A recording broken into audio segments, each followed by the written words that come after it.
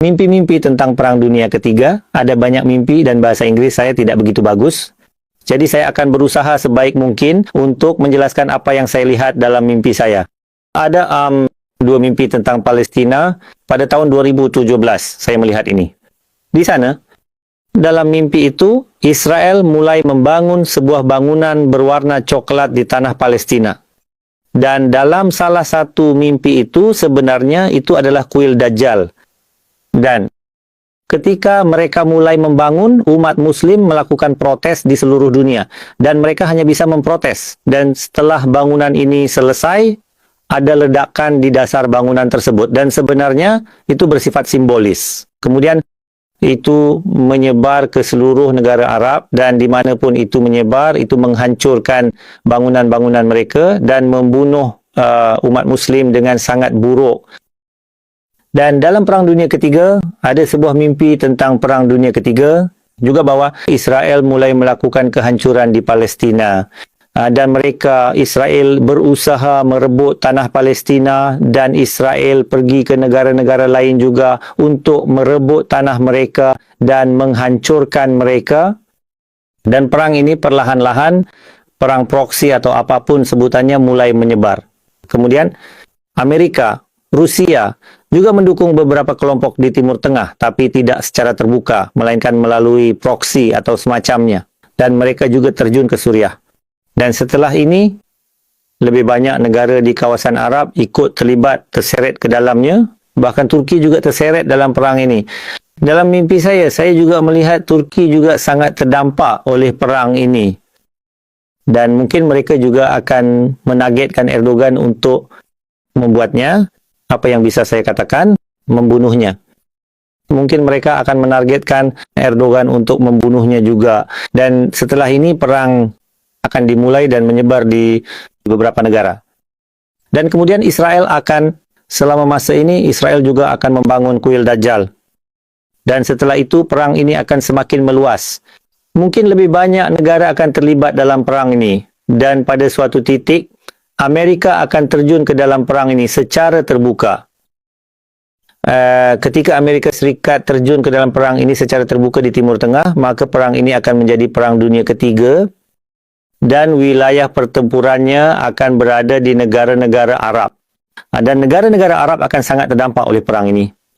Dan ada mimpi lain juga bahawa Islam memiliki 3 benteng utama. Benteng pertama adalah Turki, yang kedua adalah Arab Saudi, dan yang ketiga sekaligus terakhir adalah Pakistan. Dan ini tadi apa lagi yang saya lihat dalam mimpi, yang orang kafir akan menghancurkan 2 benteng utama, yaitu Turki dan Arab Saudi. Dan mereka akan dihancurkan dalam Perang Dunia Ketiga. Namun di sisi lain, di negara-negara timur, Allah Subhanahu wa Ta'ala akan menyebarkan mimpi-mimpi ini dengan rahmatnya.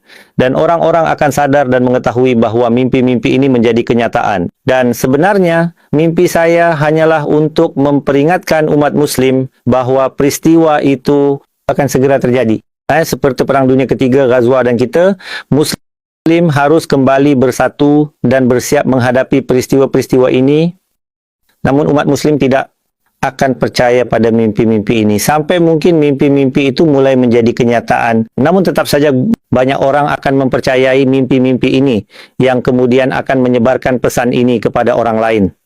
Dan pesan utama dari mimpi saya adalah untuk menghindari syirik dan bentuk-bentuknya. Jika kita tidak menghindari syirik dan bentuk-bentuknya, dan jika Allah Subhanahu wa Ta'ala tidak menolong, kita sebagai Muslim tidak akan berhasil dimanapun. Jadi ini yang terjadi di negara-negara timur. Mimpi menyebar dan orang-orang akan percaya dan mereka akan mulai menghindari syirik dan bentuk-bentuknya. Dengan cara ini Allah Subhanahu wa Ta'ala akan menolong negara-negara timur, umat Muslim, dan mereka akan bersatu. Dan mereka juga akan mengetahui bahawa peristiwa-peristiwa ini, maksudnya Perang Dunia Ketiga ini akan menyebar kemana-mana dan pada suatu saat juga akan sampai ke Pakistan. Jadi, dan dalam mimpi saya juga, ketika kabar mimpi saya sampai kepada Kepala Angkatan Darat Pakistan, maka Kepala Angkatan Darat Pakistan juga akan mendapatkan kesaksian dari Nabi Muhammad sallallahu alaihi wasallam, dan beliau akan memberi kesaksian kepada Kepala Angkatan Darat Pakistan bahawa Qasim tidak berbohong dan mimpinya benar, dan semua akan terjadi seperti yang telah Allah Subhanahu wa taala tunjukkan padanya dalam mimpinya. Jadi dengan ini, tentara Pakistan akan mengambil langkah berani. Mereka akan menghapus syirik dan segala bentuknya. Orang-orang yang mencintai Pakistan, mereka semua akan naik ke tampuk kekuasaan, dan Pakistan akan mulai bangkit. Dan Allah Subhanahu wa taala juga akan membantu negara-negara Muslim Timur dengan 3,000 jet tempur hitam. Ya, ini adalah jet tempur hitam yang mana ketika mereka keluar, dan bahkan saya telah melihat dalam mimpi, bahkan para insinyur militer Amerika akan terkejut. Bagaimana Muslim di Timur bisa mendapatkan jet tempur hitam ini begitu cepat, begitu singkat. Jadi perang di Timur Tengah akan terus berlangsung, dan saya telah melihat bahkan tidak ada seorang pun bisa datang untuk membantu mereka. Dan Muslim di Timur Tengah akan dibunuh dengan sangat kejam. Dan kemudian orang-orang kafir akan menuju Pakistan, dan mereka akan bergabung dengan India, dan India serta sekutunya akan bersatu untuk melawan Pakistan. Mungkin akan ada 100 bendera yang melawan Pakistan dan Muslim di negara-negara timur. Seperti mungkin dari 100 negara, tentara-tentaranya akan bergabung di sana. Dan tetap saja, bahkan Allah Subhanahu wa taala akan menolong Pakistan dan Muslim di timur dengan 3,000 jet tempur hitam. Namun tetap saja banyak Muslim akan merasa takut dan khawatir, apakah kita akan memenangkan perang ini atau tidak. Dan dalam hadis, perang ini disebut sebagai Ghazwatul Hind.